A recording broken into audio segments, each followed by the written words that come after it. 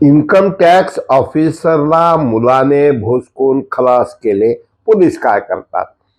कॉलेजच्या मुलाच्या मारामाऱ्या झाल्या, चाकूने भोसकले. पोलीस काय करतात? आंबेडकर चौकामध्ये आमदार येण्याच्या 2 मिनिट अगोदर मुलांनी भांडणात भोसकाभोसकी केली. पोलीस काय करतात? त्याचबरोबर कट मारण्यात गाड्याला स्पीडनं भोसकाभोसकी झाली. पोलीस काय करतात? शेवटी मित्र हो, एकूण पोलीस संख्या किती? 2,000 आणि लोकसंख्या 18 लाख. 2,000 पोलीस काय करू शकणार आहेत? पोलीस आपले मित्र आहेत, पोलीस आपले भाऊ आहेत, पोलीस आपली मुलं आहेत, पोलीस आपले सहकारी आहेत. याचा अर्थ आपण त्यांनी काहीच करू नये असं म्हणणं चुकीचं नाही. शिवाजी चौकामध्ये एकाने दुसऱ्याच्या डोक्यात फरशी घालून मारलं. कॉलेजच्या मुलांनी, पॉलिटेक्निक कॉलेजच्या मुलांनी आपल्या औसा तालुक्यातल्या गावाकडच्या एका मित्राला, चिल्लर दादाला बोलवून घेतलं, भोसकलं. तिकडं डॉक्टर बाबासाहेब आंबेडकर चौकात जे घडलं, आणि अशा पद्धतीनं आपण पोलिसाला दोष देणार का? वडील आपल्या आईच्या उपचाराला पैसे देत नाहीत म्हणून इन्कम टॅक्स ऑफिसरचा मुलगा खून करतो. दोष कुणाला द्यायचा? आपली संवेदनशीलता हरपत चाललेली आहे, आपल्यात माणुसकी संपत चाललेली आहे. आणि अशा एका वेळा तुम्ही म्हणलात जमना कुठं बडवले भट म्हणल्यासारखं, आम्ही आमदार अमित देशमुखला दोष देत नाहीत. अमित देशमुख हे एक प्रतीक आहेत की ज्या वेळा मारामाऱ्या झाल्या ते गेले, फोन लावा म्हणले, त्याने तात्काळ जर त्याच वेळा स्वतःच्या एखाद्या गाडीत पाठवलं असतं जर तर कदाचित तो मुलगा वाचला असता. आता काल परवा काय मुलांचं पॉलिटेक्निक मध्ये भांडणं झाले आणि शेवटी अमित देशमुख काय म्हणाले? व्हिडिओ ऐका. लोक म्हणतात संवेदनशील आमदार. काल पॉलिटेक्निकचा त्यांची आज झेंड काढली किंवा त्यांना पाहणी परेड अमकं तमकं झालं, त्याचा व्हिडिओ पाहिले ना हे दोन्ही व्हिडिओ. आणि मित्र हो, अशा एका परिस्थितीमध्ये याला कुटुंब व्यवस्था जबाबदार आहे, याला संस्कार जबाबदार आहेत, याला सोशल मीडिया, आणि एका गुन्ह्यात काहीच होत नाही म्हणल्यानंतर कॉमन माणसाची गुन्हेगारी मानसिकता होते. आपण काल पाहिला असेल, भावाच्या आणि आईच्या समोर दोघांच्या डोळ्यात मिरचीची पूड घालून मुलीला पळवून नेलं. पोलीस तपासात कळलं त्या दोघांचं प्रेम होतं. आता आपण काय म्हणतात? पोलीस काय करतात? शेवटी आपण जबाबदारीच्या जाणीवेनं आपली मुलगी काय करते, आपला मुलगा काय करतो, आपली बायको काय करते, आपला भाऊ काय करतो, आपला बाप काय करतो, या सगळ्या गोष्टीचा आपण लक्ष देणं गरजेचं आहे.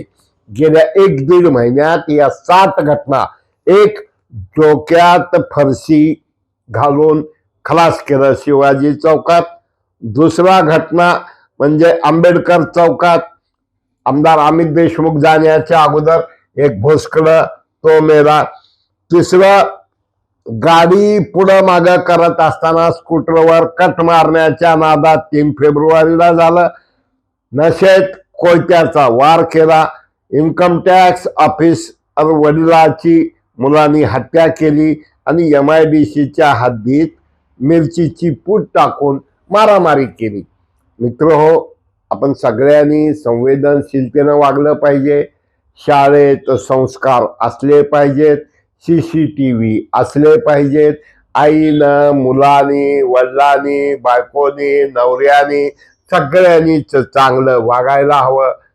सुसंस्कार गरजेचे आहेत.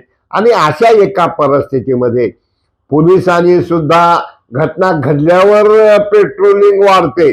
फक्त घटना घडण्यापुरती पेट्रोलिंग नाही, तर ती कायमची पेट्रोलिंग असली पाहिजे, जशी अगोदर होती 5 वर्ष. आणि मटका पकडला, अरे मटका पकडल्यानंतर दुसऱ्या दिवशी किंवा रेड हा मार्च एंडचा प्रोग्राम म्हणून होता कामा नये. मटका असो, क्लब असो, अवैध धंदे असोत, याला पायबंद घालणार कोण?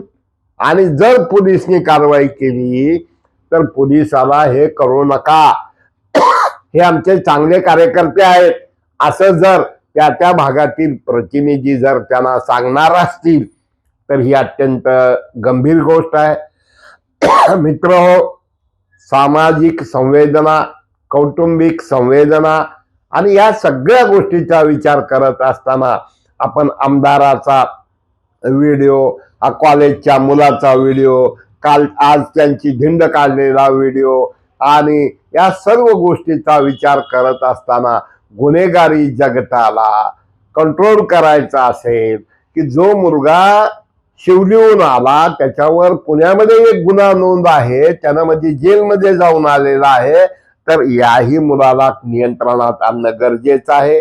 आणि सामूहिक प्रयत्नातून पोलीस जर आता काही स्पॉट आहेत, ट्युशन एरिया तिकडं गडबड होती, लातूरातले काही मंदिर जसं अष्टविनायक मंदिर आहे, पुन्हा आमच्या शेजारचं साईबाबा मंदिर आहे, किंवा आणखीन कुठले सिद्धेश्वर मंदिर आहे, किंवा तळ्याजवळचं मंदिर आहे, या ठिकाणी पोलीस फक्त टाइमपास म्हणून बसता कामा नाहीत. किंवा आपण जर पाहिलं तर फक्त पोलीस हे हप्ते वसुलीसाठी जर उभा राहणार असतील तर लोकांना चीड येते. म्हणून पोलिसांनी रक्षक म्हणून काम केलं पाहिजे. फक्त मटका पकडला, केस केली आणि पेपरला बातमी आली एवढ्यानं सुधारणार नाही. आणि पोलीस यंत्रणा एवढी पॉवरफुल असते की त्याने ठरवल्यानंतर गुन्हेगार हा एक क्षण इकडे इकडे जाऊ शकत नाही. पण पोलीस मध्ये जर क्राईम वाढत चालला असेल तर तुम्ही काय करणार आहात? म्हणून सामूहिक जबाबदारी, ज्या पद्धतीनं मध्यंतरी आपण विपश्यना शिबिर, योगा शिबिर हे पोलिसांना, कॉलेजच्या मुलांना संस्कार आणि अशा प्रकारचं सामूहिक जबाबदारीतनं गुन्हेगारीला नियंत्रण आणूया.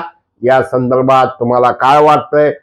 मग आम्ही व्हिडिओ करायचे, मग ते व्हिडिओ हे सुद्धा प्रशिक्षण केंद्र, गुन्हेगारीचं प्रशिक्षण मार्गदर्शन ठरता कामा नये. मित्र हो, मराठवाडा नेता यूट्यूब शेअर करा, सबस्क्राईब करा, लाईक करा आणि धिंड काढत असताना सटके द्या हो. कायद्यानं देता येत नाहीत, कायद्यानं म्हणल्यावर न्यायच मिळू शकत नाही. म्हणून आम्हाला वाटतं की लोकांनी जागरूक राहावं. आणि आम्ही यामध्ये किटली जुगारचा एका धाडसी पत्रकाराने केलेलं शूट आम्ही तुम्हाला दाखवत आहोत. दुसरं अमित देशमुख ज्यावेळी घटनास्थळी गेलं ते दाखवत आहोत.